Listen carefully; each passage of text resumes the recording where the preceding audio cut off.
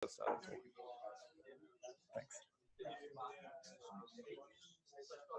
Warren jacket. Warren jacket. Warren jacket, Orange, Narapi. Welcome to Orange Land and Country. Firstly, I'd like to offer my respects to the Orange elders, past, present, and emerging, and to all the members of their mob as well. I'd also like to, if there's any people from other mobs around, welcome them tonight as well. And welcome everybody. Secondly, I'd like to thank Melbourne Uni and the Energy Transition Hub for offering us this space tonight.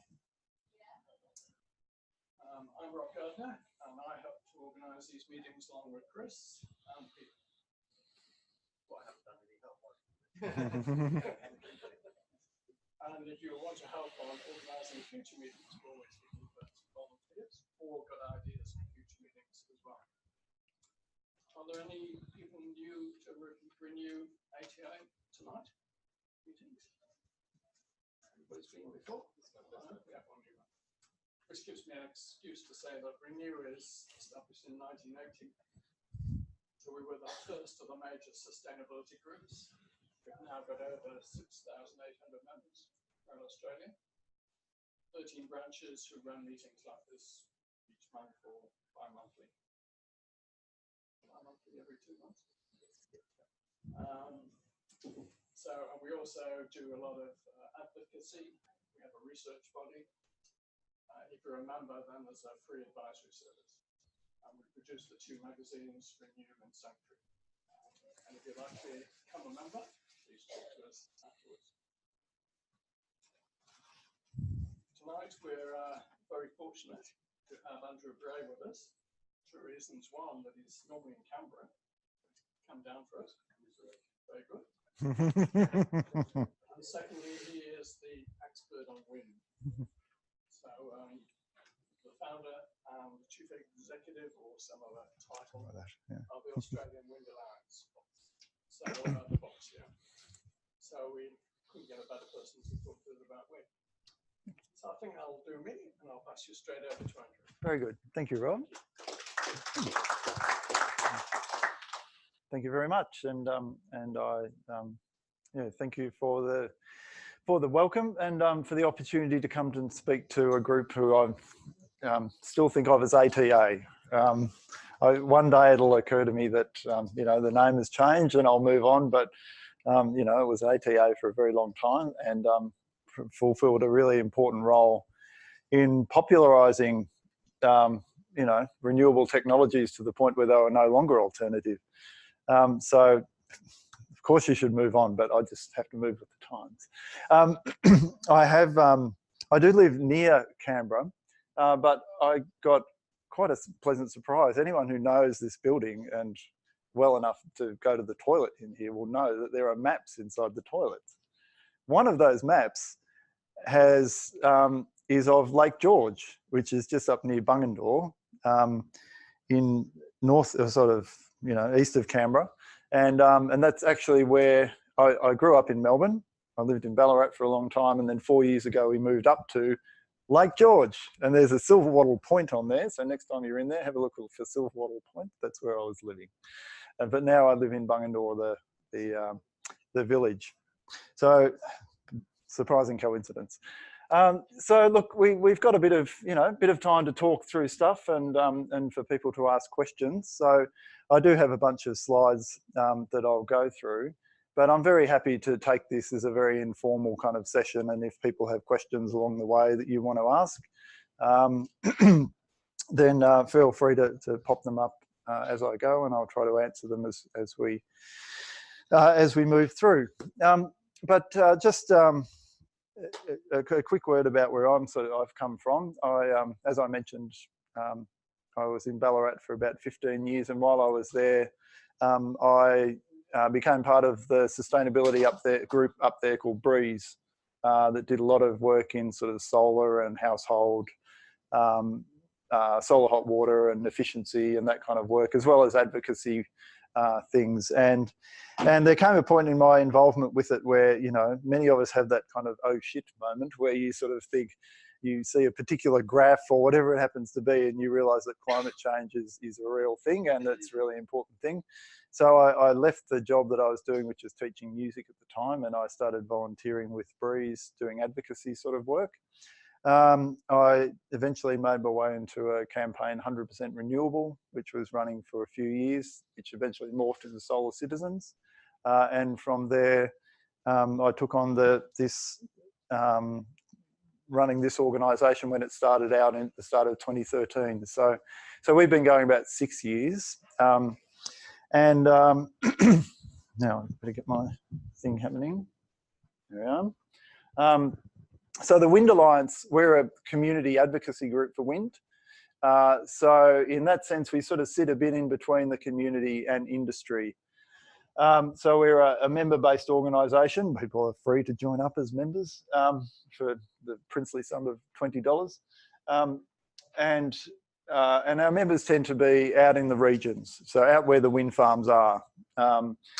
So there, we have a lot of farmers who, in fact, if you the picture on the top left is a good one. It's a bit kind of fuzzy, sorry, but yeah, and some of our members are like small businesses, contracting businesses in the area who service wind farms. Other ones are landholders, who have wind farms on their property, and just more environmental people as well. So a bit of a mix of people, but essentially we grew out of a sense, particularly here in Victoria, that this is sort of 2011-12.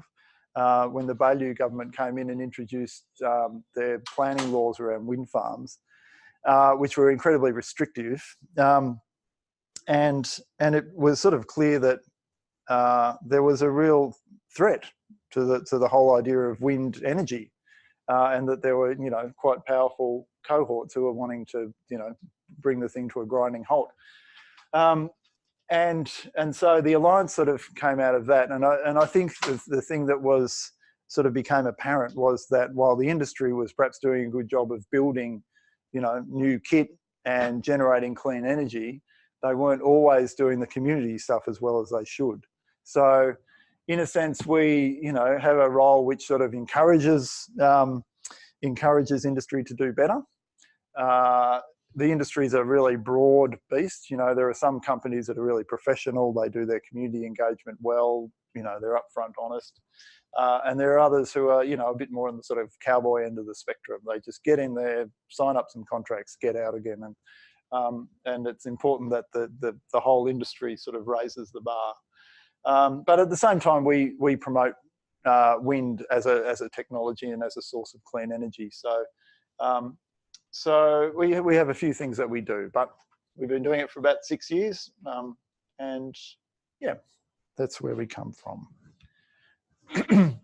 So in terms of the things I'll cover tonight, 4 main sort of areas. The first one, the community benefits of wind for regional Australia. That's pretty much our core focus.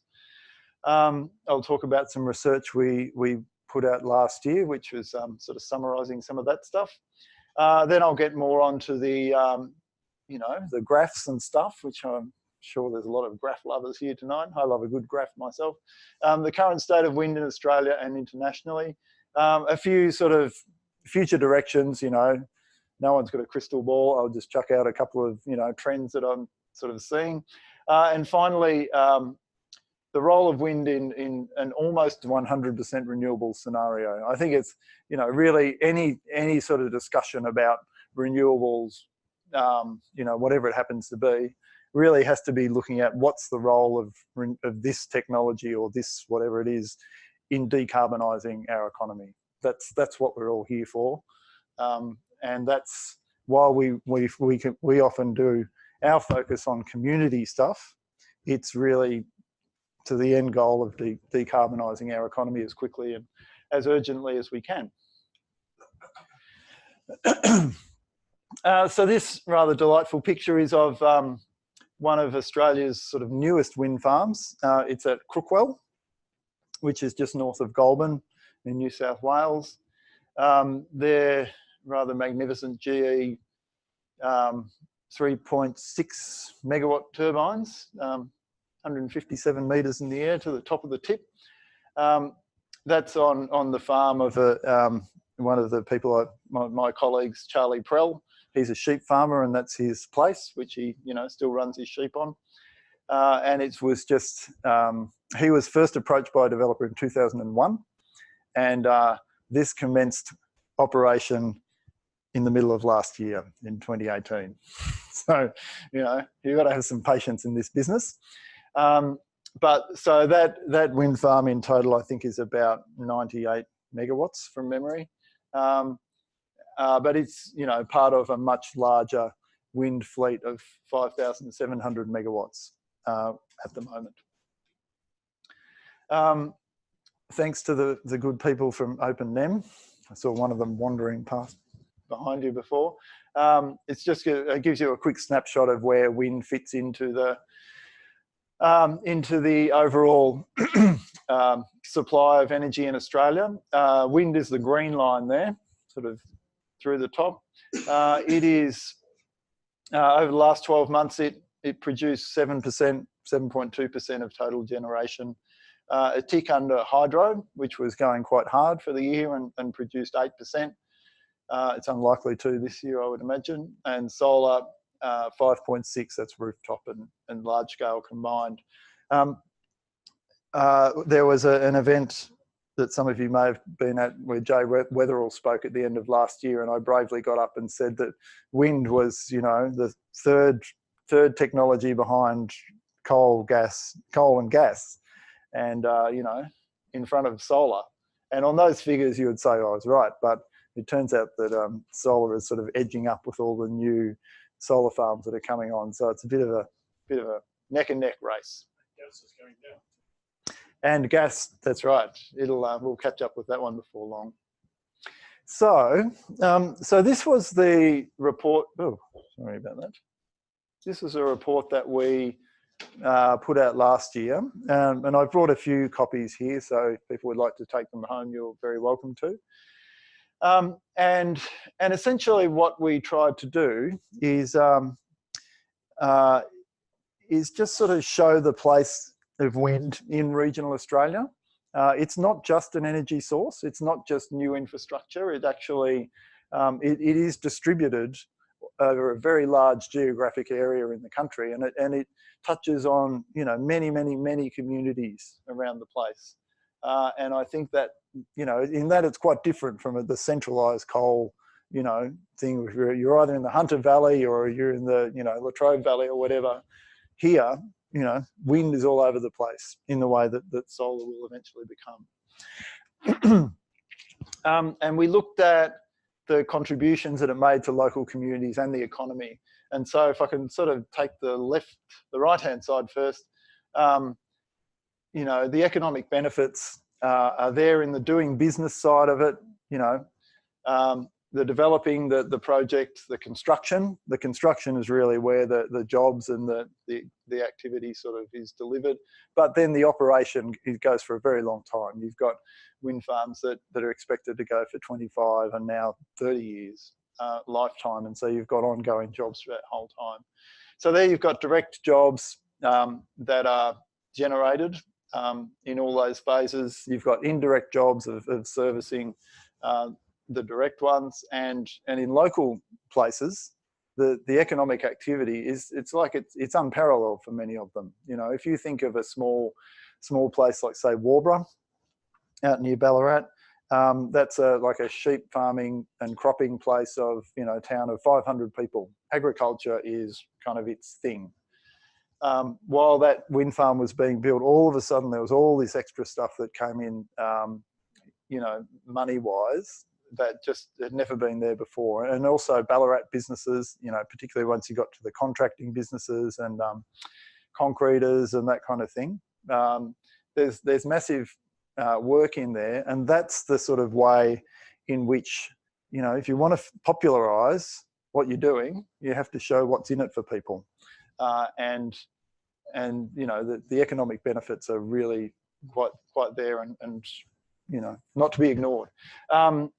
Council contributions in Victoria, wind farms pay money to councils, not in all states, but certainly here. But and so those, you know, the economic activity of those, and I'll sort of look at some of the numbers in a second. You know, you measure those in the billions. It's huge amounts of money, really.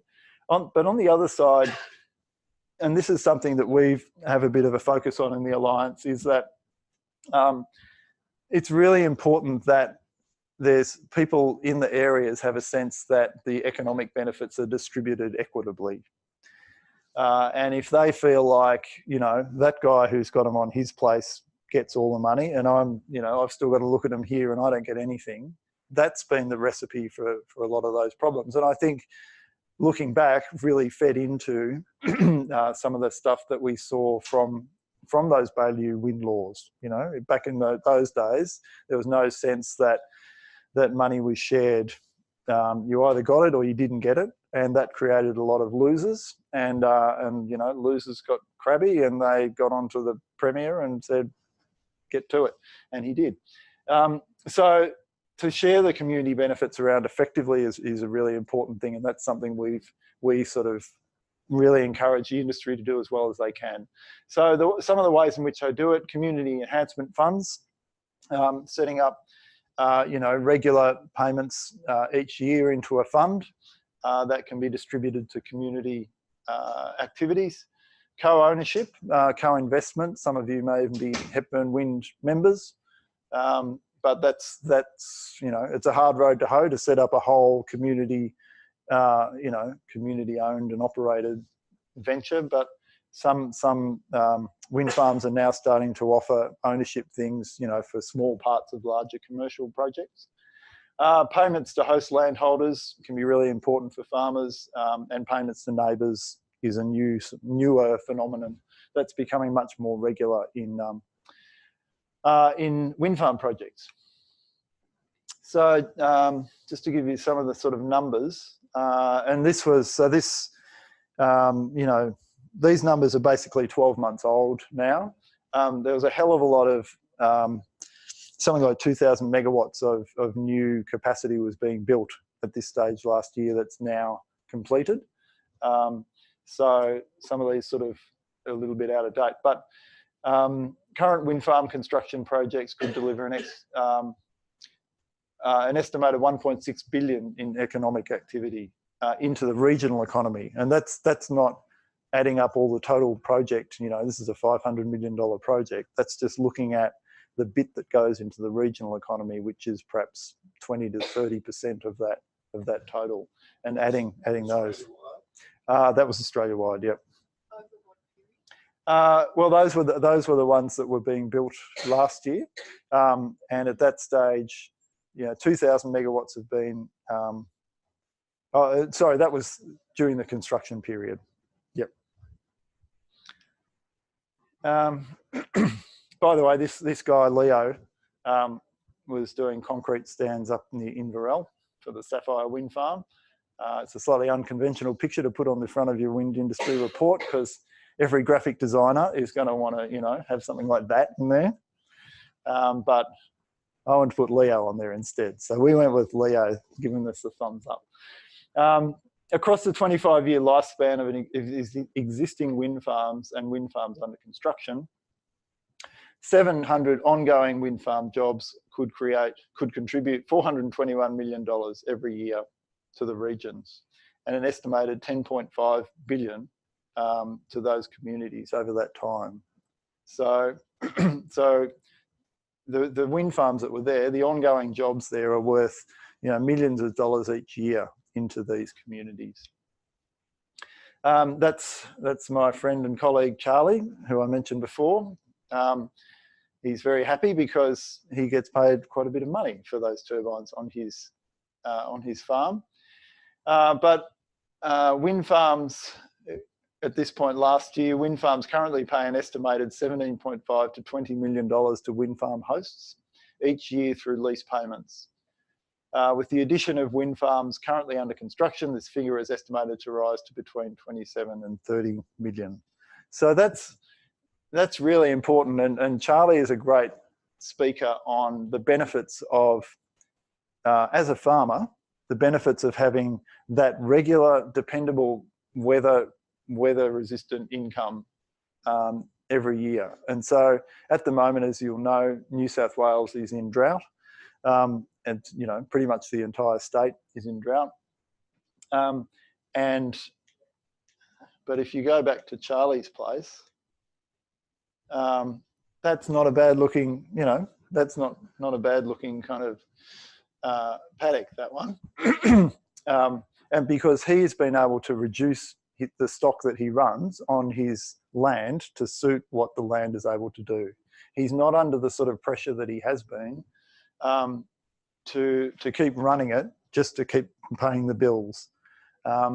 There are times he's able to employ a couple of people to do his fencing work, to do the regular sort of farm maintenance and that kind of thing. And it actually means his farm can be run in a much more sustainable fashion that much more suits the seasons that he's getting.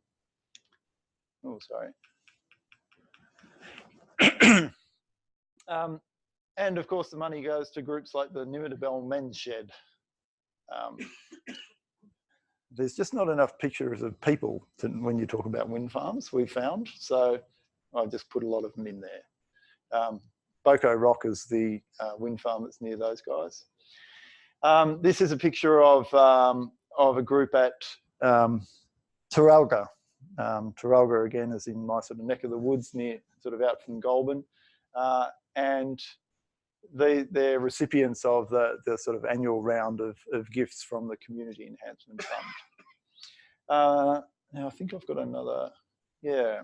So the thing about these Community Enhancement Funds, as I mentioned, there's something like $2 to $3 million going into these funds every year in towns across Australia. But a really important thing to know about, anyone who's lived in a country town will know that a lot of the work that gets done there is done through the volunteer sort of network. They're part of the Lions Club, or they're the Rotary Club, or the sports clubs or whatever. And the time and energy that people put into their communities and their towns are kind of what keeps them ticking over. And so one of the things that these community enhancement funds do is they sort of make the companies go to the community and say, well, what do you want to do here? And then the communities, in many of those, most of the funds are sort of basically community run, or at least they have community representation on them. And they say, well, the things that are important here are, fire, might be the fire brigade is a particularly important thing. And so the money will go towards there. And so it brings the company towards the community, and they have to take into account who the community is. And it sort of affirms what the communities are. And so when it comes to the idea of community engagement and bringing industry together with people, this stuff, it's on the dollar scale, it's sort of down the bottom, not a lot of dollars, but it's just a really important way of engaging. And as you can see, they cross a number of different types of things: community development, environmental stuff, educational stuff. And if there's something that needs fixing or building, or or getting off the ground, there's probably been one of these fund activities that could do it. This is actually a really interesting one. This guy Peter Coy is the landholder under the Salt Creek Wind Farm, which again is another new one. It's down near Mortlake in Western Victoria. And he also has similar machines on his place. But he's put aside, there's 15 turbines in Salt Creek, and he's put aside the income from one turbine to go to a scholarship, which he'll give out every year to a student, promising student in the area, to go to Melbourne and basically pay their university costs. So yeah, and that's for him, like, he's pretty sprightly 80-year-old, but he is 80 years old, and for him, he wanted to kind of give back to his area, and that's what he wanted to do. And that's right, he's done it. The company said, well, if you're going to do that, we'll chip in as well. So he puts in 15 grand from one of his, the company puts in 15, and you've got 30 grand for quite a decent scholarship. Before you change the slide. Yes. Before you change the slide, is that a residence, that structure at the end of the pathway? That's the shearing shed. Ah, okay. Yeah. I'm just going to say there are people who say that the noise is quite intolerable. Yeah. It's actually not. I can't. Yeah. Yeah. Well, that's right. They do appear closer, but yeah. Yeah. Yeah. That's right. It's hundreds of meters away, but it's not kilometers, but it's hundreds of meters. Is that figure of 15 grand for a 3.6 megawatt turbine, is that a typical sort of figure for the landholder? Now this is a very interesting question, and we did have an estimate up there of what we thought, and it's a pretty broad, thing because they're commercial in confidence agreements, so we can't really give that number with any great surety. But I do, I did sort of check it with a few developers, and they said, "Oh, yeah." I mean, if anything, as you'll see, I have a slide later on about the size of turbines that are developing, but these ones are at the larger end. But the Salt Creek project's quite an old one, so they were probably negotiated quite a few years ago. So that may be a factor.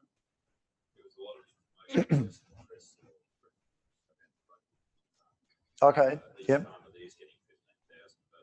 Right.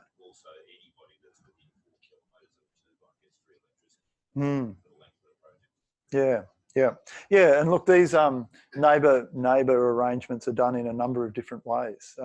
At Mortlake, which is being built at the moment, they have a sort of voucher for local businesses. So they'll give people within a certain radius these vouchers that they can spend on certain local businesses. So it keeps the money in the area. So.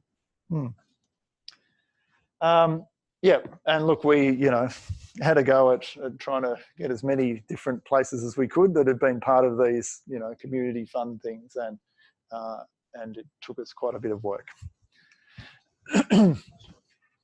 So extending the benefits to ownership, I sort of mentioned briefly before the Hepburn wind example, but the Windlab, and I'll mention Windlab a bit tonight because they're a very interesting company. They're one of only two Australian wind companies, the other being Infigen. They hit on a slightly new approach to development, largely because one of their main developers actually lives under the Capital Wind Farm, and his family has land there, and so they've got a lot of the turbines on their land. So he sees it from the sort of landholder perspective, but he was also a developer and had seen a particularly nasty community reaction on one of the projects he was with, and he just sort of thought, look, there's got to be a better way for us to do these projects because we're going into these communities and people are trying to sort of lynch us. And so what he did with this one, so Canoa Bridge is just sort of outside of St Arnaud, just a bit to the north of St Arnaud. People know that area. As you can see, there's not a hell of a lot there. There's certainly not that many houses. And they went there and said, look, we're looking at putting up a wind farm in this area. We don't know where it's going to be, which is pretty unusual because mostly until then, and we're talking here 2014, 15 maybe, the general rule was developer goes in, secret squirrels away, talks to that person, but he doesn't talk to you because you're in the valley. You've got the hill, so I'll talk to you. And actually, I might even sign an agreement with you to say you can't talk to him because I don't want him to know about it. But you see each other down the pub every Saturday, and of course you're going to talk about it. So what the hell? So development was often done in a slightly underhanded way, and in a way that promoted distrust. So this one was quite different. They went in and they held a public meeting, which is like a almost a suicide note, and said, everyone come along. This is what we're going to do. If it's on your land, we're looking at this kind of money. If it's not on your land, it'll be something more like this money. If you're nearby, over to you. What do you expect out of this? And they sort of put it together in a much more collaborative way. And out of that process came the idea that people wanted to own some of it. Because when you think about it, there's a huge equity investments, and and an interesting sort of aspect of wind farms is if you build a new coal mine now, it wouldn't have hundreds or thousands of people working in it anymore. It would have, dozens, maybe hundreds. But wind farms are similar in that they have maintenance crew, but they don't have a huge maintenance crew. They're remotely monitored. They're Vestas turbines. And so they're going to be monitored from, say, Denmark. They might be monitored from there or from other operation centres around the world. And they're highly automated. They don't need a lot of upkeep. So it used to be you'd go to a place, put in an industry, you'd employ the town, and you'd all be hunky-dory and on the same page. But here, any modern infrastructure like this is not going to deliver the same jobs. So how do you take that capital you're putting into that area and get some of it to the community? So in this case, it's only a small project. It's only 6 turbines, but they gave 3 to 4% of the equity to landholders and neighbours and other people in the area for them to be shareholders in the company, and they could buy some. Actually, the total they've offered was 3 to 4%, but they probably gave 1 or 2%, and then the rest has been bought, sort of in addition. And so they flew through planning. There was one guy objected. He took the package. He took the money and the shares and said, "I'll object anyway." And they said, "That's cool. It's a free country, mate." They're like, "I feel like going, Bobcat. It's a free country, mate. You just do it." And then they had this thing up in like 3 years from the idea to the production, which is almost unheard of. I mean, as I say, it's small, but it moved very quickly. Actually, before I do that, I'll also mention the Sapphire wind farm in Inverell, northern New South Wales, in Barnaby Joyce country. They are also offering a share ownership in that project as well. So it's starting to become something that gets taken seriously. So roughly what sort of capital cost per 3.6 megawatt? Actually, do I have that? No, I don't. Yeah, it'd be around that. I mean, interestingly, 7 million. Yeah, 6 to 7. I often think back to, in fact, Hepburn. When it was built, it was like a $12 million project with 2 turbines. And as I understand it, I think the capital cost has sort of fallen to the point where each turbine is still worth about $6 million, but it just generates twice as much energy. And that's why the cost of power is coming down. So 6 or 7 million. Yeah. That's not just the cost of the turbine. Yeah, sort of the project divided by the number of turbines. So there you've got the grid connection, all the other bizzo. Yep. Is that right? Yeah. Yeah. Is the grid connection a big limitation in siting the wind farm these days? Yeah, massive actually. Yeah, I mean, look, I think project development, you need a good wind site, though even that's becoming less so, as we'll discuss later on. Good wind, good transmission, like you want to be close to the wind farm. Charlie Prell's farm, the one I showed before, has a 330 kV line running right through the middle of it. So it was a very good place to start. That's why they came knocking on his place in 2001. And they're the sort of 2 key things. Then you've got issues like how many people are nearby and stuff. But yeah, that's why you've got this great corridor in Western Victoria underneath that 500 kV line going down to Alcoa, because of the transmission and the spare capacity, and that's becoming for a number of projects, that's holding them up at the moment, because they're sited in a place that might have a connection, but even then the connection is quite full. There's a lot of other projects all wanting to get into it as well. Are there any solutions to that? Yeah, well, someone needs to get out and start bolstering the capacity. So, and that stuff is in, there are lots of recommendations for that in the AEMO integrated system plan. They've got a couple of, you know, first cabs off the rank. The South Australia to New South Wales connection is one of them. I think the bolstering the Queensland to New South Wales interconnector is another one. But so there's a few of those things in there. It's pretty clear kind of what needs to be done, but the sort of test around assessing the benefits of a large project like that are really cumbersome, and they should be much quicker. So, you know, cutting down the bureaucracy, throwing some dollars into it, getting it done. Yeah, they're talking about upgrading the line to Mildura.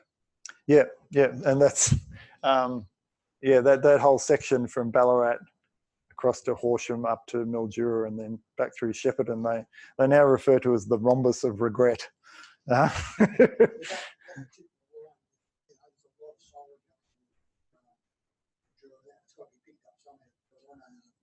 Terminal station that sits out at Weaver, Mm-hmm. right? Just sits out in the middle of the paddock. It's just got a little switch open behind the middle of the Melbourne.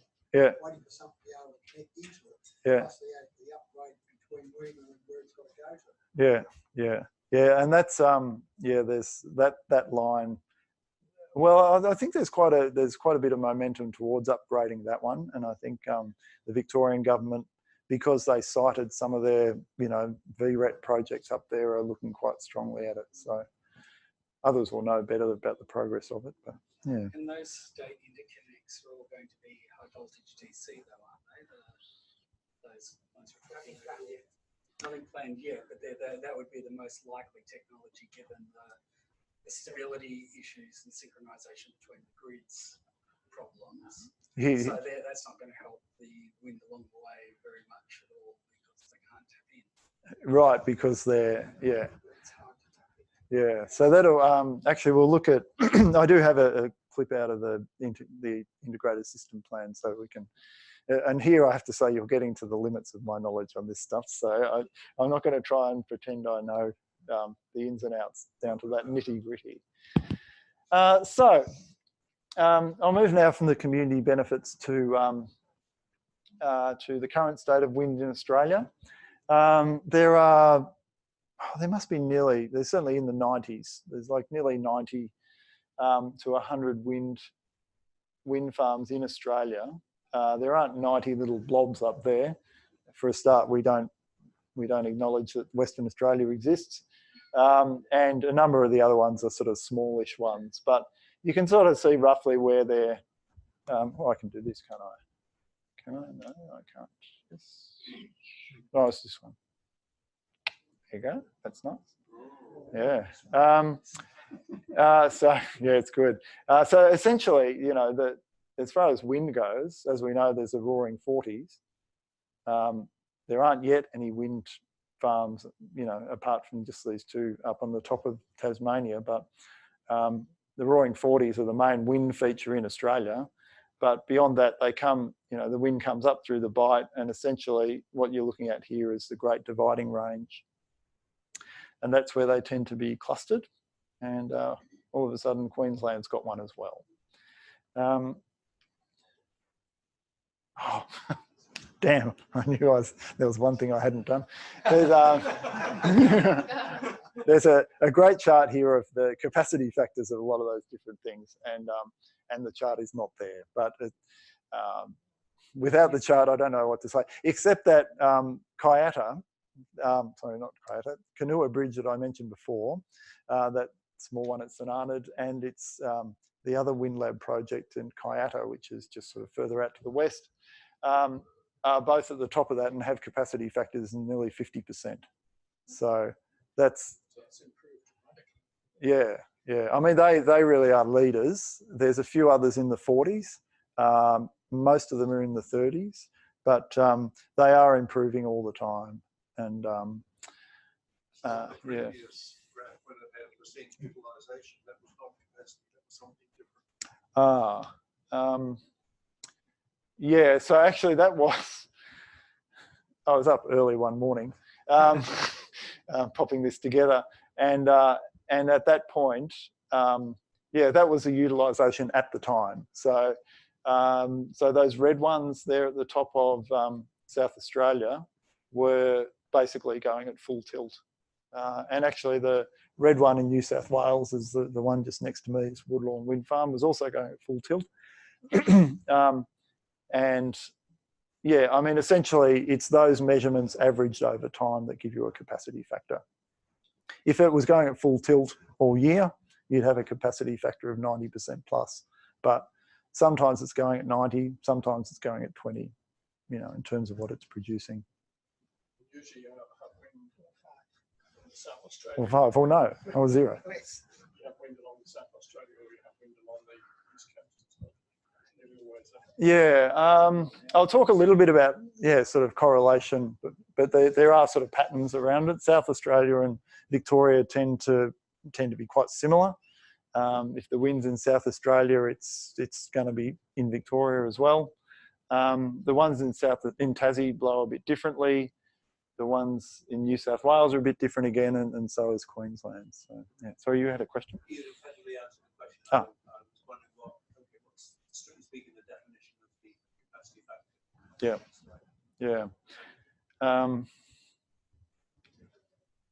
So they don't have them. So just to sort of zero in on each state. South Australia still has the largest amount of wind in the state, 1900 megawatts. It'll be overtaken by Victoria probably in the next year or two, certainly when Stockyard Hill goes up. But there's a couple of other large ones in Victoria being built now. So, but for now, South Australia is where it's at for wind. So where do you source these stats from? Aha. Did I? I think that one down the bottom. Yeah, it's a really good little site actually. Yeah, yeah, and it's they just basically suck in. It'll be the same stuff that Dylan sucks in for Open NEM. The AEMO puts out 5-minute transaction data, and they just accumulate it into this. So it's yeah, sure. Just comment, I've sort of lost the plot on utilisation. Okay. Is utilisation about how much wind is coming and hitting the blades? Was about how much of that power is being generated through the grid? Yeah, so yeah, I mean, there's a few different terms, and they're sometimes used kind of interchangeably. So, for instance, availability is just the amount that it's, mechanically available to catch the wind when it comes in. And most service contracts will say you've got to have the wind farm 95% available. You can't have turbines out of action for too long. Utilisation, yeah, I mean, that's the terminology they use there, isn't it? And essentially that is, so the big red dot at the top of the South Australian group is Hornsdale, one of the Hornsdale ones. So it's like 100 megawatts. And it is currently producing somewhere north of 90 megawatts. So that means at 10 to 2 on Saturday morning, 10 to 3. Actually, it's 10 to 4 because it's in Queensland, non-daylight saving time. Yeah, so that's effectively what utilisation is, and then the utilisation sort of factor taken across a period of time is a capacity factor across that period of time. So if it was producing 90 megawatts, 180. Yep. What's actually causing the loss of 10? It's because the wind isn't blowing hard enough, essentially. Yeah. Yeah, there may be a couple of turbines out of action. Yep. I mean, I think they measure. There's an interesting thing at the moment, which is some of you will be aware of, called marginal loss factors, where they look not just at what comes out of the generator, what of the wind farm, but it tries to measure how much of that electricity actually makes it to the demand centre. So if it's on a weak bit of network, and everything else is trying to get into it, and not all of that output can make it to the demand point, then you don't get paid for it all. So that's quite a and they've just adjusted a lot of those down, largely because the network is not actually able to take the amount of renewable stuff to go into it. Wondering about that. In this case, how much demand centers around? Oh well, there is I mean, we haven't built. I mean, we've built a lot of wind farms, but in the scheme of things, was at 5.7 gigawatts. There's like 55, 60 gigawatts of total capacity in the NEM, generating capacity. So it's only a fraction of the total amount. So there's still quite a bit of demand even at that time of the night. So yep, South Australia. There you can see the 3 Hornsdales up the top there. Some of those ones were in fact, I think they were all supported by the ACT government's scheme. But essentially there's that little ridge from the mid-north there, and the Snowtown ones as well, and a couple of others scattered around. Victoria, as I mentioned, there's the line from Melbourne, sort of Geelong through there, and there's going to be more built just in this little hole here. But as you can see, they're all sort of Western Victoria. It's a Western Victorian thing, wind by and large. Bald Hills is down there as well, and those two there in Tassie, and they'll come back into our story later as we go along. But yeah, so you can see Victoria now has 1,700 megawatts, so it's catching up to South Australia. New South Wales, basically there's my neck of the woods down there. That's Lake George. Go into the toilet and check it out. That one's out at Broken Hill, Silverton. And I learned an interesting thing. That's a 200 megawatt wind farm. It's quite a big thing. But because of the weakness of the line, it can only produce up to 70 megawatts. And if there's a solar farm out there as well, and if it's generating, the wind farm can actually only go up to 50 megawatts. So they've got some serious work to do there. Pardon me? Does that money get used in Broken Hill? I'm not sure what the demand would be.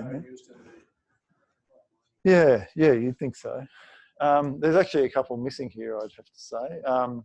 So Charlie's one, for instance, isn't in there yet. That's sort of tucked in that little bit there. There's another one. There's a first one's gone in this spot in sort of central, sort of more down there, Mudgee, Bathurst. One called Badangara. I know it's up towards Wellington, but there's a few projects in the central west that are being built. And then there's these 2 new ones, which have just been commissioned in the last year, White Rock and Sapphire, which between them are 440 megawatts. So I actually got a bit of a surprise when I saw New South Wales has that amount of wind power, because they're late on the scene, I can tell you. They've really, they've got a lot of catching up to do. And Queensland, has one. There you go. And it started generating last year. It's not even fully commissioned yet. So long way to go in Queensland, but there are Cooper's Gap, you might have heard, is just sort of Toowoomba. Toowoomba's somewhere there. That's going to be the largest one in the Southern Hemisphere when it's completed. It's 450. And Goldwind's got another project here, which is like 800 megawatts. Whopper, at the Whopper.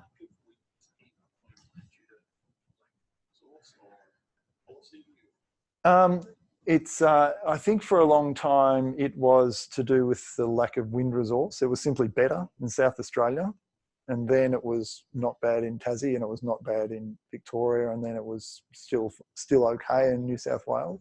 But the development of the machines has meant that so probably the highest wind spots in Australia, with the exception of Tassie, have been taken up with wind farms. And so they've got, in general, because they're older ones, they got in there first. They've got smaller machines.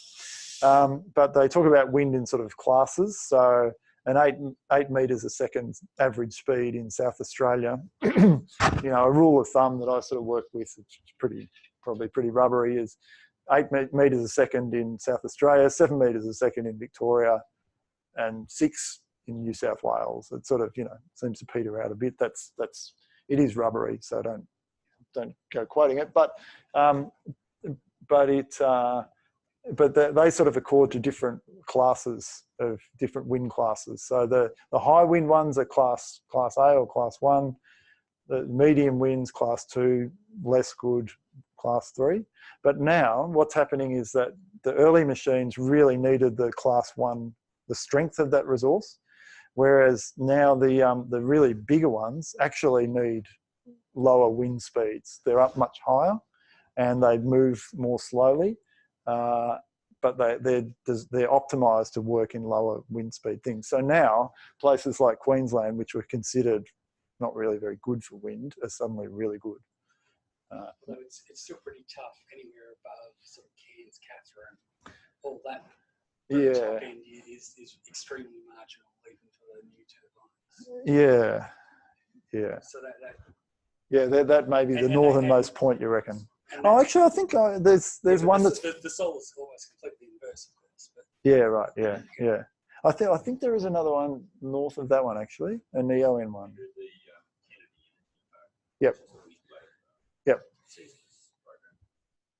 you know what the long-term plans for that are? Because I believe what they're installing at the moment is about $150 million worth, but they plan on putting in about $2 billion. Yeah. I will get to Kennedy. I've got some slides which I did put in there. I know they're in there. 752. Good. Okay, we're doing all right. Yeah. So that was. Oh, and here it is. So yeah, in 1996, the average turbines, or the sort of size of the turbines, or the capacity of the turbines that they were installing. And here, actually, before I do this, I will acknowledge that a lot of these slides come from Windlab presentations. These are ones that were given by Nathan Stegel, who's their chief something officer, at a recent conference at ANU, and I have the URL for that one, which has all the presentations, and it's an absolute corker of a page. And so yeah, Nathan's put all these slides together, and they're really the best summary I could kind of find. So I pilfered them with his blessing. Yeah, so the typical turbine sizes that were being installed in Australia in 1996, look, there weren't even that many installed there, but they were 250, 500 kilowatts. They're not very big machines.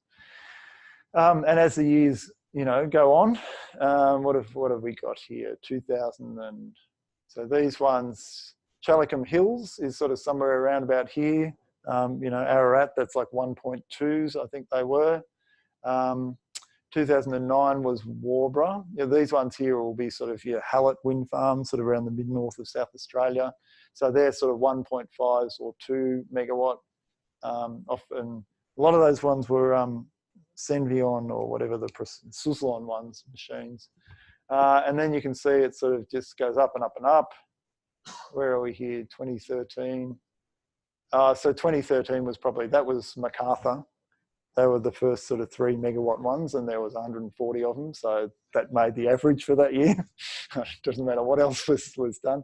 And yeah, you saw other ones. Again, these Senvion 2 megawatt machines were just everywhere for a while. So they brought it down. There was a big break there where Tony Abbott went to war on the RET. No one built anything.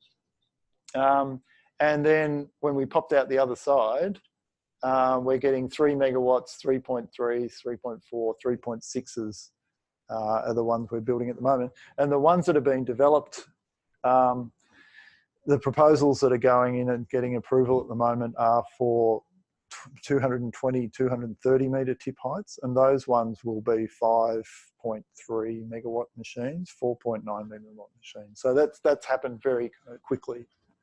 You're supposed to start to see if that goes ahead. Yes. So I went to school down in Mentone at St Bede's, and my sisters went to Star of the Sea College. And it's a common mistake. People call this wind farm Star of the South, Star of the Sea.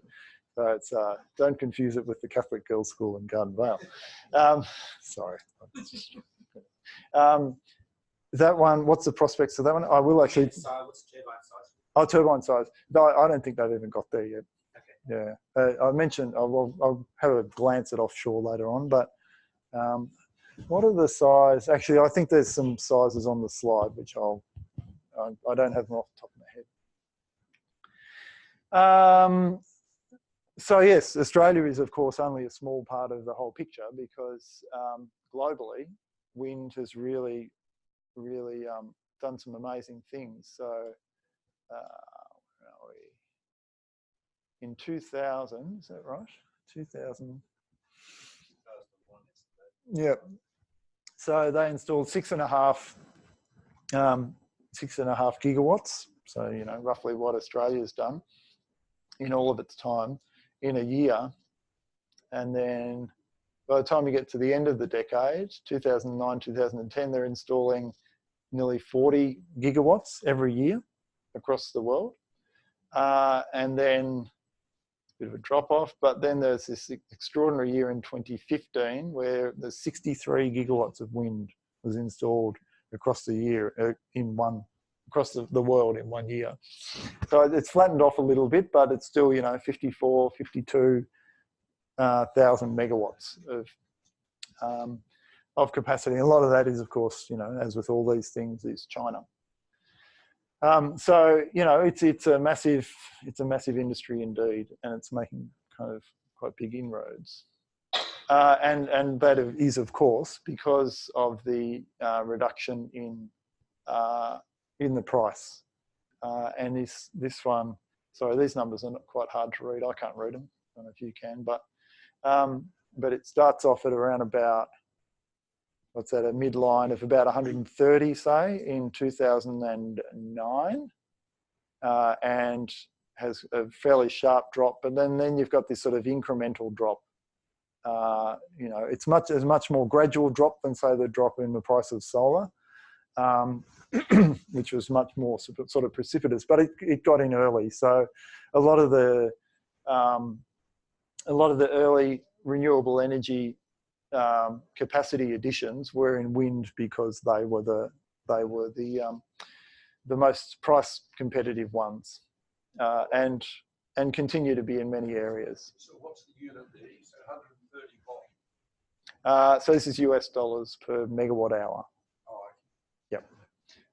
And the amount, you know, now we're down to sort of $50 a megawatt hour. And that's US dollars, sort of, you know, an international measure. It's amortized over the expected life of the year. Yeah, so that's kind of roughly how they would work it out, is the cost of the project, you know, divided by the amount of, and the cost of operation divided by the amount of energy.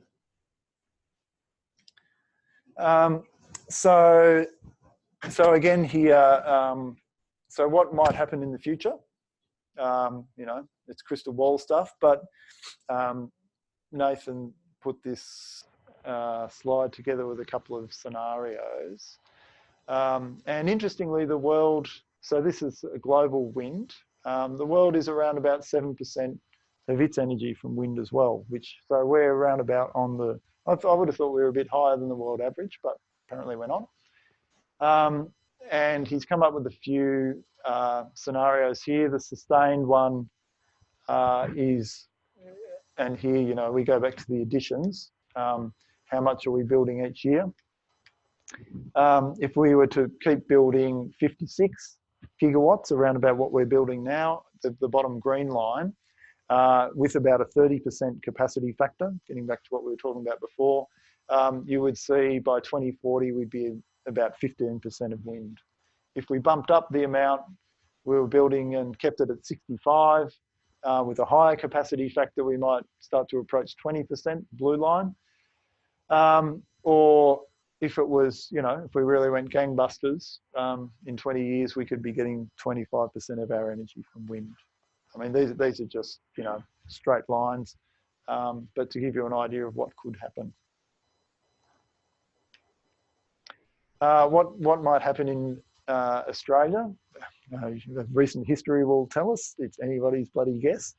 But the green parts are up to the present day. I think that's right. One of these numbers over here.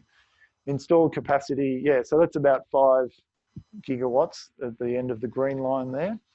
It's about where we are now. 7% of consumption.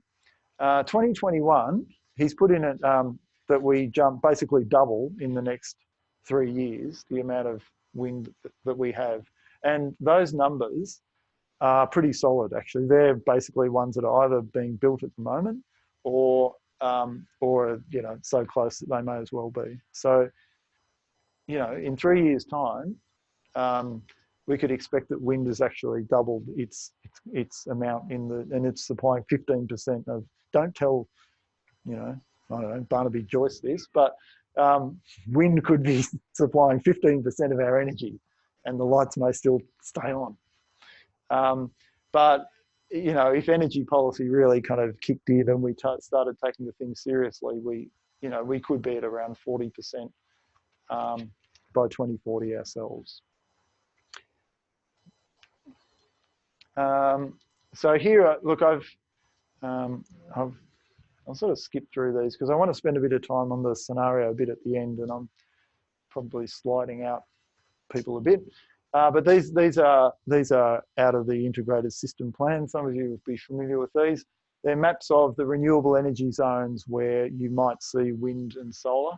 And when I presented at this ANU conference a few weeks ago, we'd seen this picture like 3 or 4 times.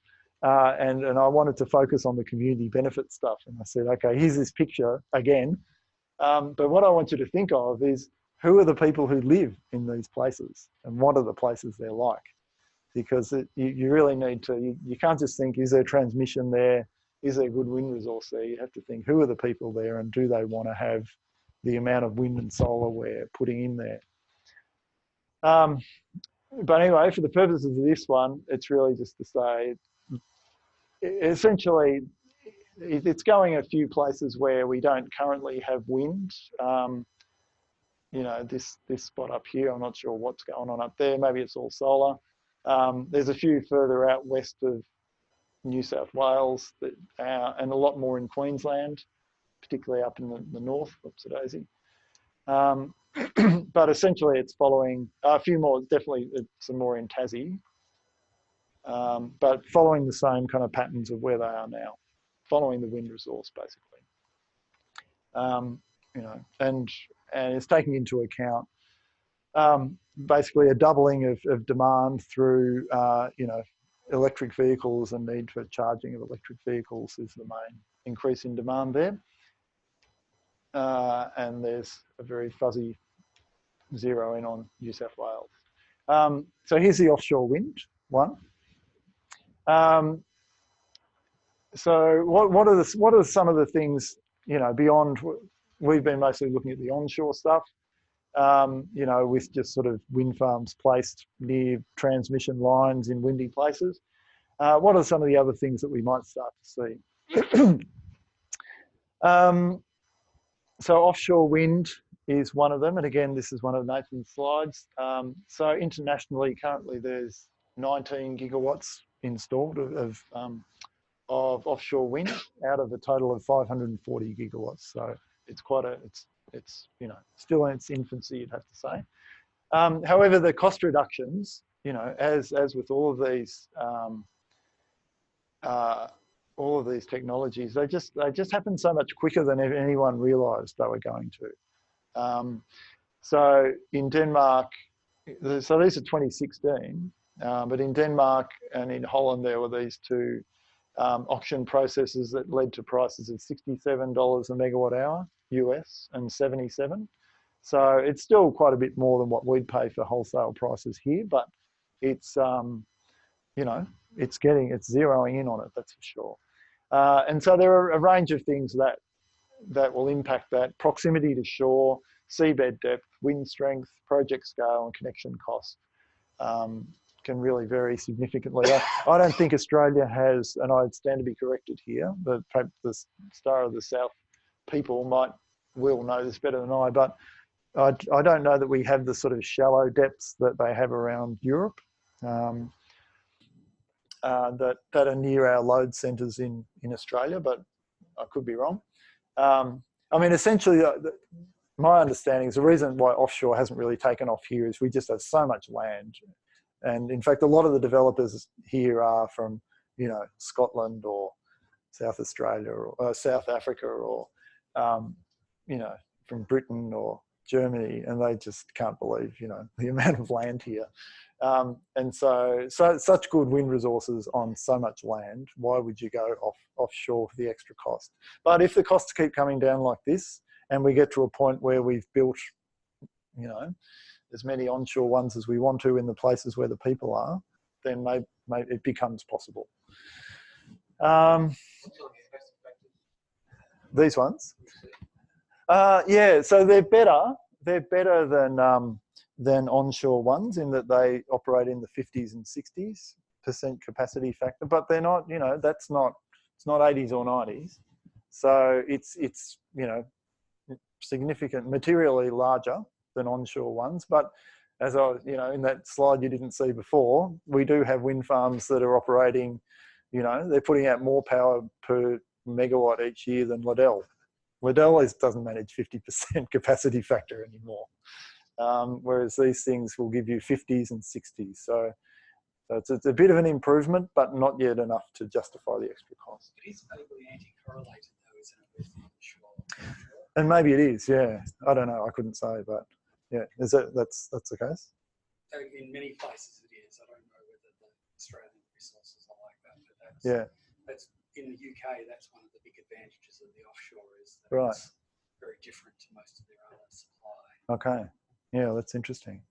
Okay, we'll look at that thing. Yeah. I heard there's a problem with the government not releasing sites offshore to allow. Yeah. I don't know the full story on that one, but yeah, it seems that certainly this is Mark Butler's take on it. That, you know, there's something sitting on Angus Taylor's desk that he's not, you know, he's not pushing forward because you know, we don't have the sort of structure to allow the explorations. You know, offshore. Yeah. So I don't know what that is, but there would appear to be something he's not doing, and I think he's got other things on his mind right now. Isn't there another big unknown strait? It's a lot deeper than the conventional area where offshore wind is currently installed. Yeah, well, that's what I was referring to before. I think a lot of the Australian shelves drop off quite quickly in a way they just don't around the British Isles and Europe. Yes, they do. And it may be that, you know, if you can put a gas, you know, a gas platform out in the middle of Bass Strait, where you can put a wind farm out there too, on the same, using the same stuff. Pardon me. So Kennedy, you were asking about Kennedy. So again, drawing heavily from the Windlab examples, the project itself. So the interesting part of this one is that we're now seeing more solar and wind co-located, just sort of as a matter of course. And I think some of the companies are perhaps just sort of dipping their toe in the water and having a go, seeing how it works and if they can make it go.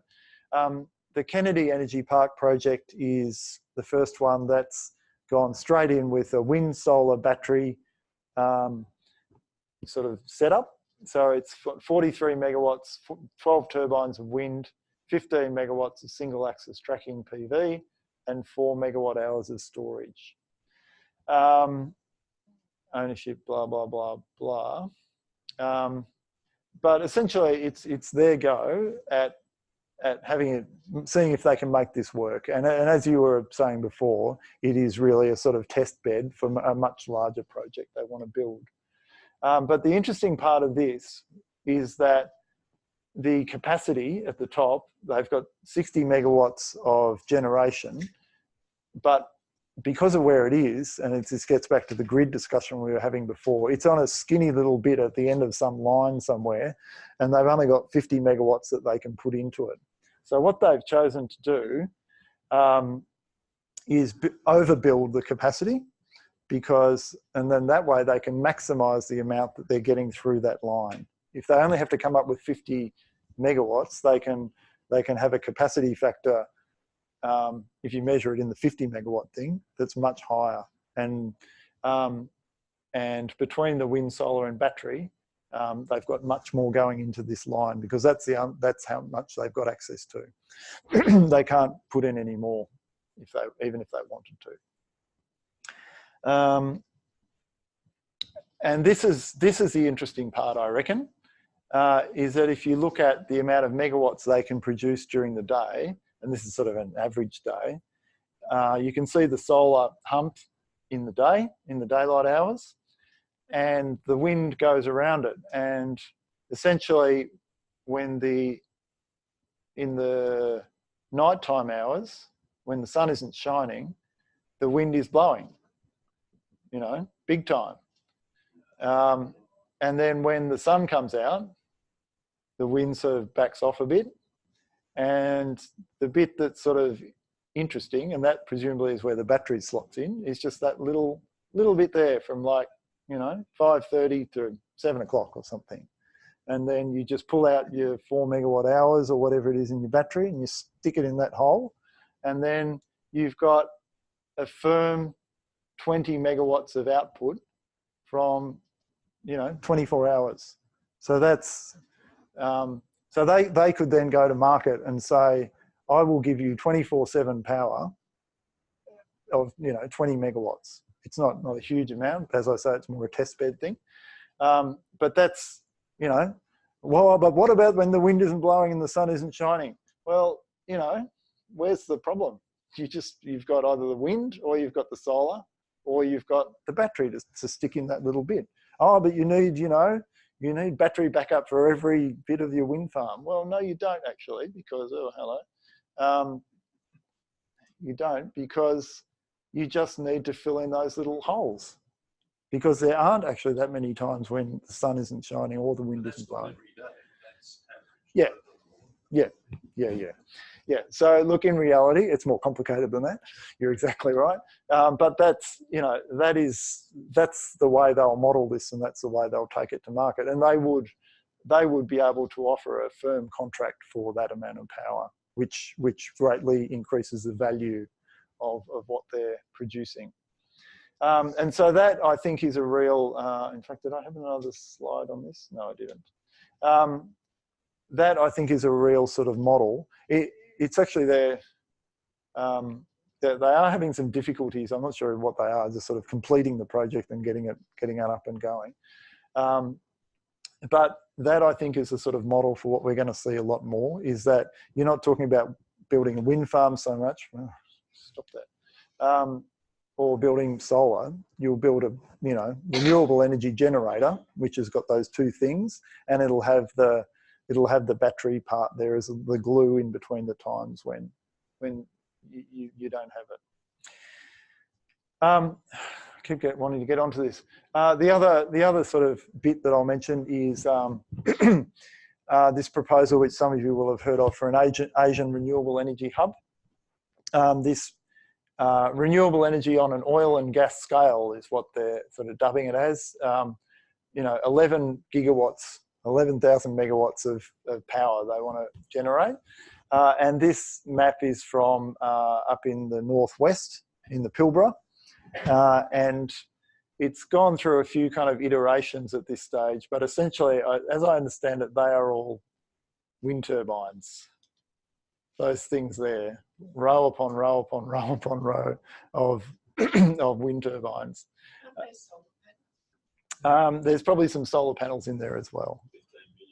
Is it that many panels? Yeah, right.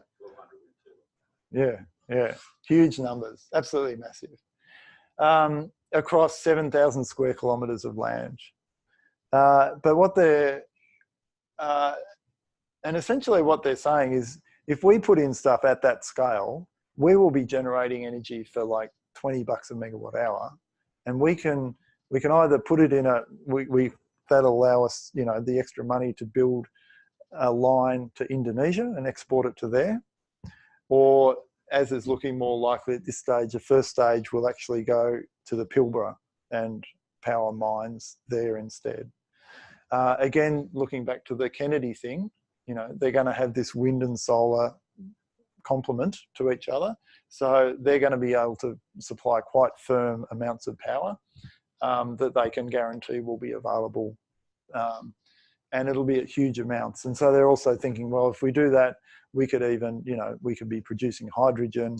We could be exporting hydrogen through the Northwest. So it just takes a whole different approach to it. And in a way, you know, it's a nice little piece of marketing work there on an oil and gas scale. Oh, you know, there's a whole lot of politicians that have suddenly put their head up and say, oh, I understand what you're talking about for the first time ever. It's like you suddenly started speaking English, you people.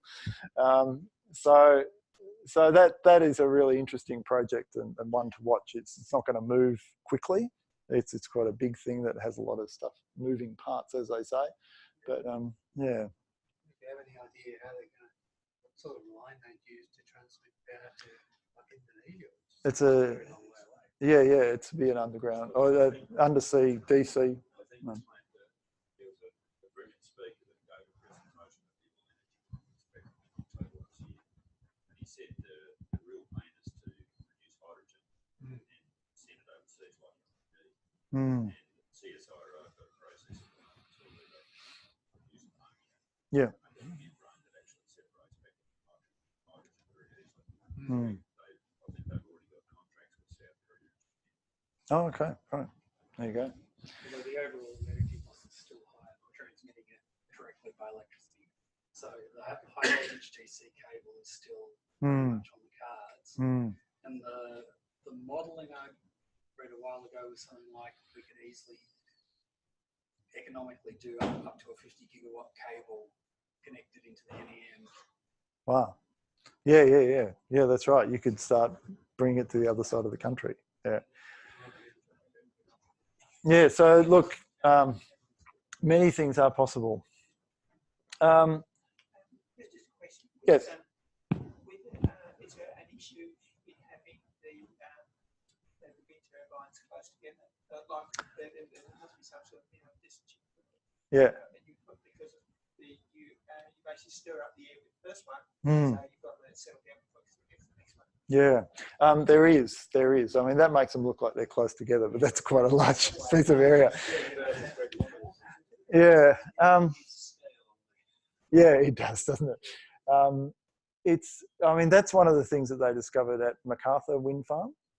So there's, as I mentioned, 140 of those, and that's the largest number of turbines. Warborough has 128.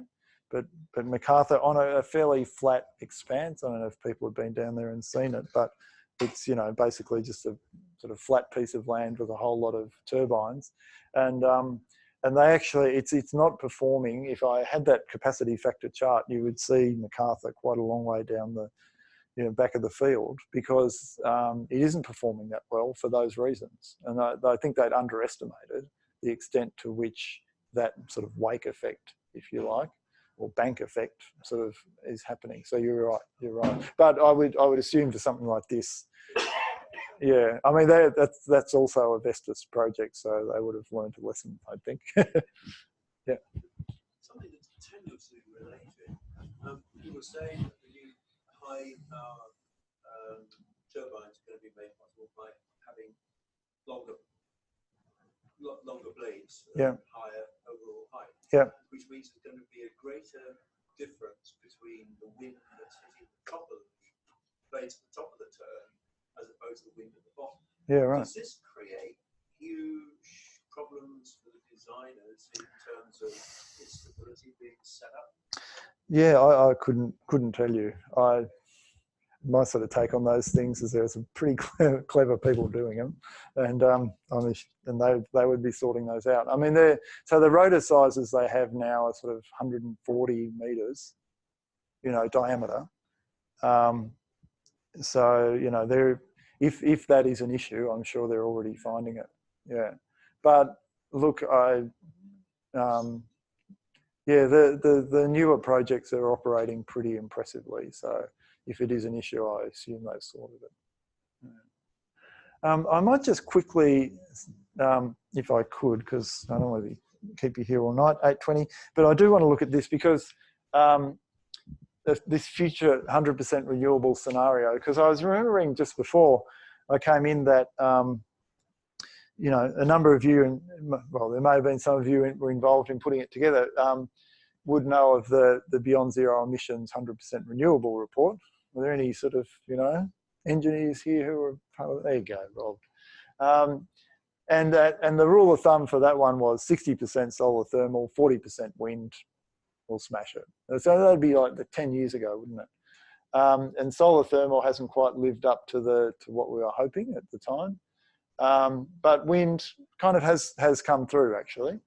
And so this is another, but since then, I mean, it's, you know, that report was sort of seminal in that everyone sort of realized, wow, you can start doing this. It was a really important document. And this is one of just, you know, a whole bunch of 100% renewable scenarios that have been put out. And it's a really interesting one that I thought I'd kind of end with.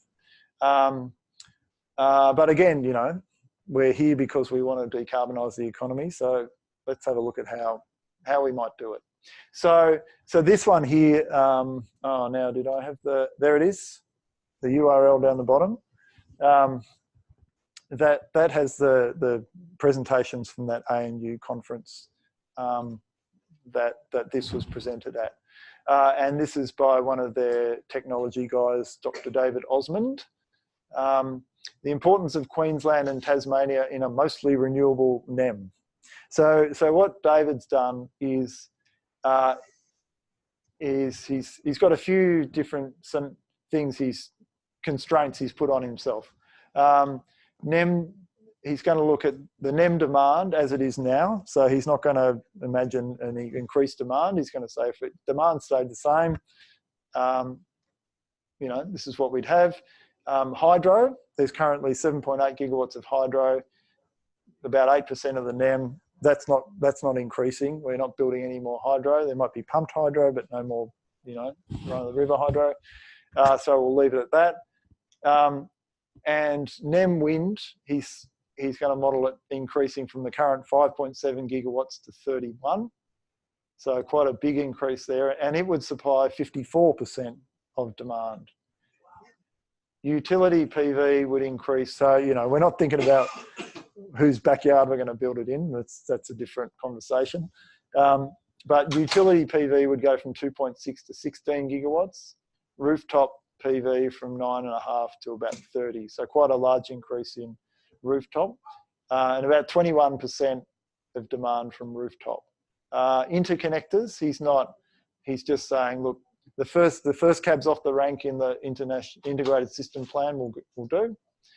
And so it looks a little bit like this. Installed capacity, there's your, 30 gigawatts of wind, there's your 30 gigawatts of rooftop, bit of PV, bit of hydro on the bottom.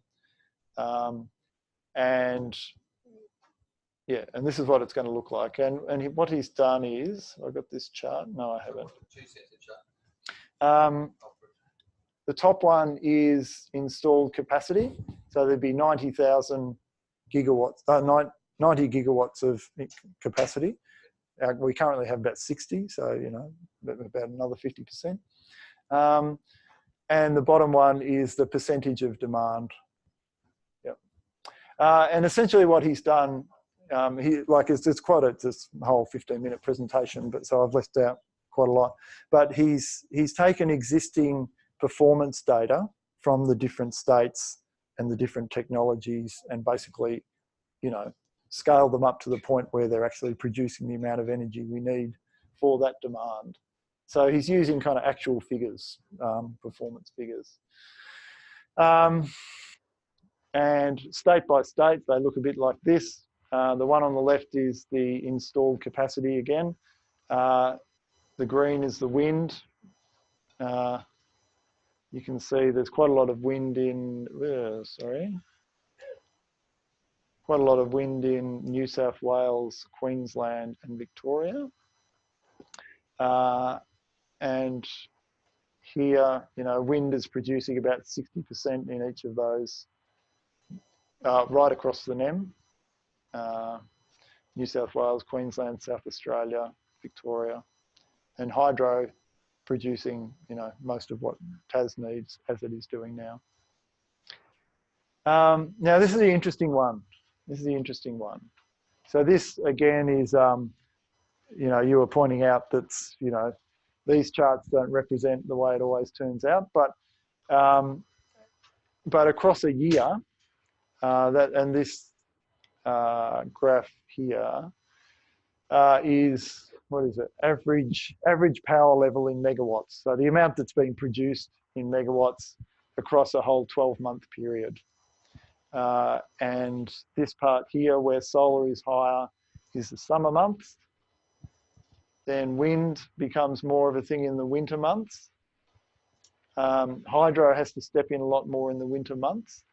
And the other thing he's done in here, and this is where the almost 100% renewable comes in, is he said other. So we're going to find some gap filler to stick in that bit where we're short on wind and we're short on sun, and we've used as much hydro as we can. So something else is going to be in there. Could be gas, could be, you know, who knows what it'll be. So, but anyway. So I'm pretty sure that the storage, because there's quite a large amount of storage in there as well, would be included in those. So that some of that wind and solar output there is probably coming back from your battery. And the one on the bottom is average. Yeah, so this is the net one, and in fact, what you're seeing here is where, actually, sorry, I'll talk about this bottom bit first. So 6.7% of total generation come from other. So that's the bit that he couldn't power with the existing stuff. So not very much, in other words. So what's that? You know, 93.3% of the power is coming from solar and wind and hydro. And the other interesting feature is that 9% of the generation is spilled.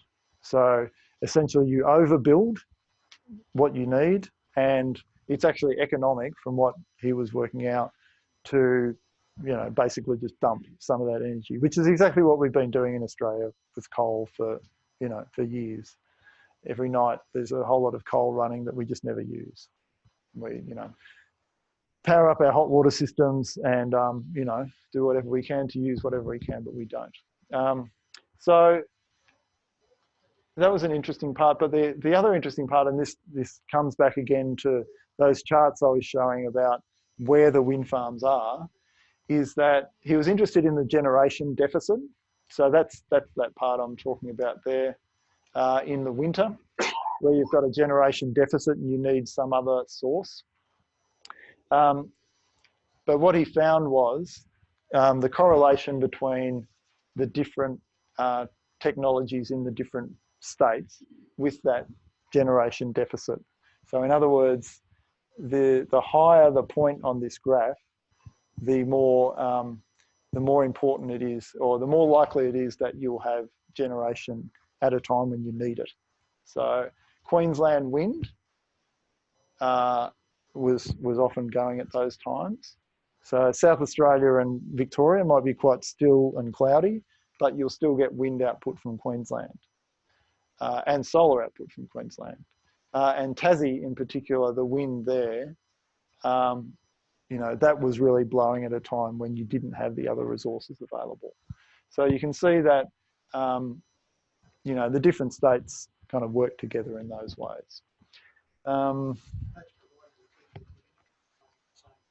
Yeah, but again, he was, you know, if he's looking at a 100% renewable scenario, he was, I thought, because he's only looking at some basic interconnector upgrades, I think he's sort of underdone the amount of transmission you would probably build if you know, gotten organised to build that amount of wind and solar.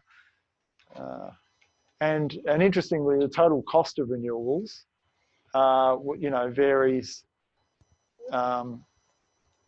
because you've got to look at it region by region, state by state. Varies between sort of $50 a megawatt hour. This is, you know, backed up basically for wind in Tasmania, up to, what's that, solar in South Australia and solar in Victoria, you know, nudging $100. But the average there is much, much lower. And the cost of firming that, even that massive amount of wind and solar was about $25 a megawatt hour. So very interesting.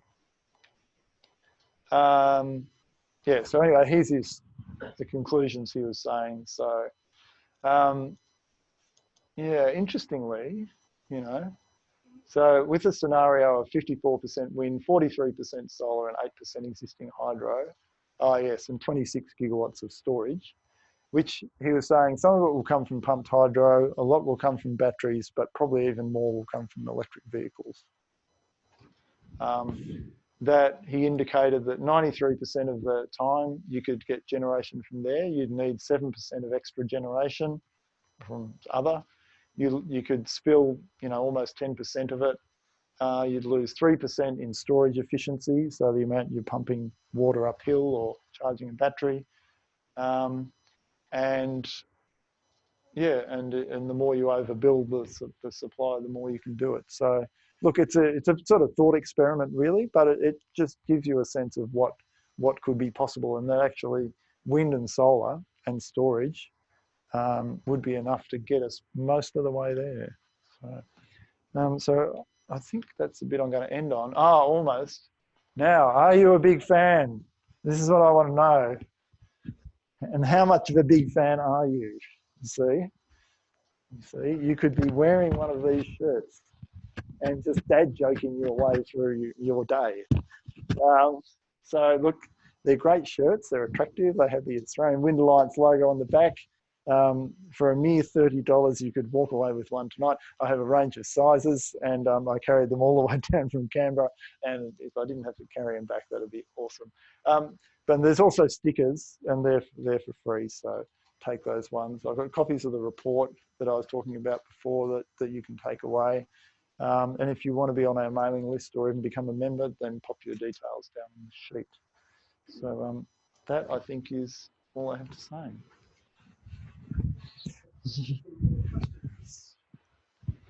Yep. A crystal ball. I mean, a crystal ball. We know that things are improving day by day in various sorts of ways. Can you guess over the next 5 years, say, where there might be some technical breakthroughs that would really help things? What they might be?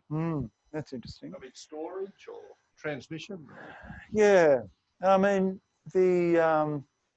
wind technology is sort of quite mature, and I think we have a good sense of what the possibilities are.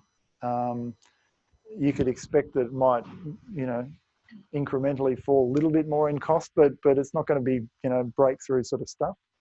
I wonder actually if it's going to be the things that we haven't investigated that much. So efficiency, you know, there's so much that we should be doing and just aren't. And, you know, we may have this massive electric vehicle sort of charging demand, but we may also reduce the amount we use on other stuff to the point where, you know, it doesn't actually increase our net demand that much.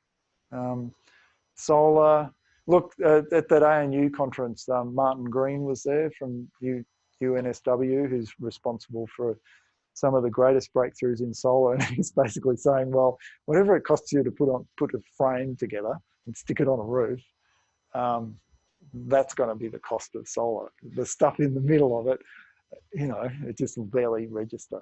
I just can't believe the way that they can keep improving it. It's incredible. It's probably the best I could do, I think. Anybody else? With all of this generation sort of spread all over the place, and some bits are very like with solar being very peaky. how do they manage to stabilise the whole system over the whole of Australia? It's all going to be sort of bits and pieces everywhere. So doesn't that lead to a little bit of instability in the system? Yeah, well, I think that's part of what they're having to cope with now. I mean, there's a whole lot of aspects to it, and I'm sure there's people here who know much more about it than I. But there are, you know, there's issues like system strength is one of the main issues that they have, and I don't quite understand it, but at least the part I do understand is that you're not able to get the same without the inertia from the which we've gotten from thermal generators mostly until now. We are a bit undercooked on system strength, and so they're looking at things like synchronous condensers, which will allow you to keep that inertia. So, you know, that's one way in which they're addressing it. I mean, the frequency side of it, they're actually doing, and I think this happens more in like the States, is that they basically require wind farms to be able to produce their own frequency control, which they hadn't required of Australian ones until recently. So they're now. Actually, in Australia, it's been basically. So in Australia, they've basically just been hooking the generators up to the grid and using the grid for frequency stabilisation. So you just run a bit faster and you put the energy in. Yes. But it's saying that they may be looking at some sort of smart way of actually synchronising everything together, and so they have to be within very small tolerances of each machine in the whole system has been very close tolerances. And in Canada, that is a requirement. And I think for a long batteries time. will assist them to do that. Yes. I guess the other thing that wasn't in the combined scenario, the other thing that wasn't in the combined scenario is probably hydrogen. I mean, we're low uptakers of hydrogen. Maybe it'll come like Toyota just announced their Fisherman's Bend plant. The other thing might be too the recycle. Once we get batteries coming back, I mean, the actual cost will go down once we're putting a full circle economy lens over that. Right. So I was at a presentation last night by Pat Conroy from the Labour Party, and he was hydrogen crazy, I thought. But they allocated $2 billion for hydrogen development. Wow. So well, Arena have been putting money into it too. Yeah. So.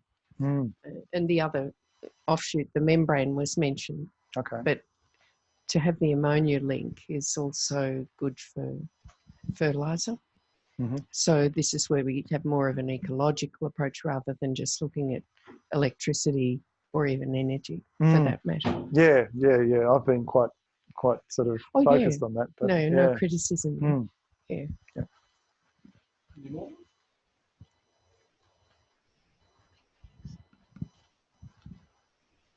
I can't resist the temptation to lower the tone after all these nice, intelligent questions. At the very beginning of your presentation, I have two of them, by the way, warning. At the beginning of your presentation, you mentioned that you were teaching music. Oh, yeah. Was there an omen pointer as to where you were going to go in that you specialised in the wind section rather than the string section? No, I never did. Was in the wind section, but go on, your second point. Answer not required. The other observation is an observation about the possibility of a high voltage DC interconnector. Is part of the motivation on this to remove the opportunity for certain politicians to warble on about frequency as renewable energy systems cause the system to collapse, as was the case in South Australia some time ago, according to one of them. Yeah. Sorry. Is building a DC interconnector? We suddenly heard an awful when the South Australia interconnector got blown down, but these people blamed the renewable energy for exacerbating the problem. They kept on talking about the frequency, but with a DC connector, of course, they wouldn't have the option of complaining about frequency. I just think So I was up in Tamworth week before, and I was talking to a guy up there who was, one of the kind of nationals. He was one of the sort of stalwarts of the party up there. So, and he'd just been doing a press conference with Barnaby, so he's very much on the same page. And he was sort of saying, giving me all the stuff around how you really need coal, and if you have all this wind, it'll just stuff the system, and just the usual stuff. And it's really, and I said to him, look, the thing that gets me about this is you've got people, like some of the people who work in this place, the Australian energy market operator and all the people running these kind of facilities, who basically, they go out there and they sort of perform rocket science every single day just to keep this extraordinary, 10,000 kilometres of grid kind of working in one piece and operating for pretty much everyone all the time. And then you get these numbskulls who turn up and say, oh, if you've got wind farms, it'll just blow the whole thing down. And people like that are just going to stop talking eventually, or no one's going to listen to them, or they're going to get voted out, or, you can't actually answer. Yeah. So I mean, there's smart people working on this stuff who will make it happen. And until now, we've been in the situation where you've had dumb people who have stopped them from making it happen, and more they're just getting shunted out of the way, I reckon.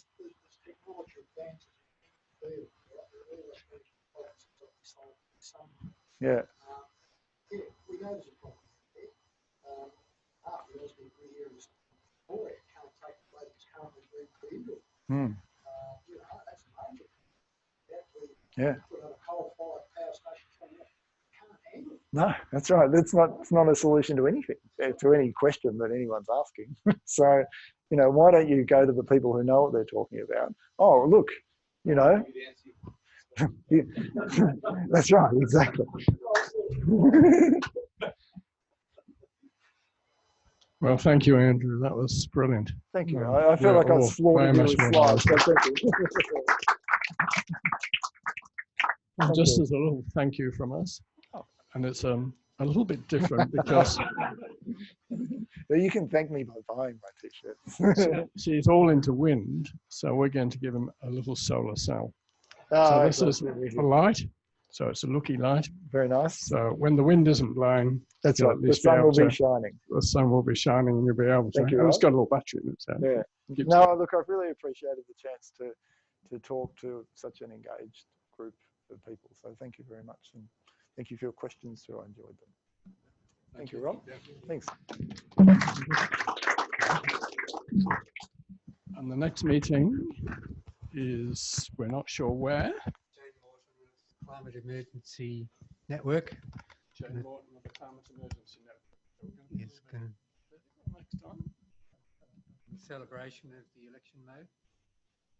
She's basically a psychologist, and she's looking at how to actually engage people in climate change, like we've been talking about it for so many years, but it's actually how to cut through to people. And she's had some success with Darabin,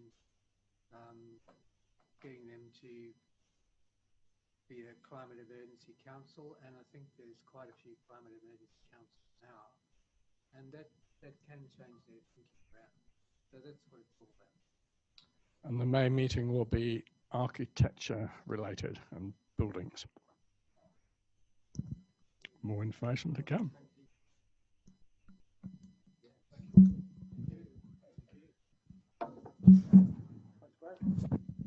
And thank you, Malty.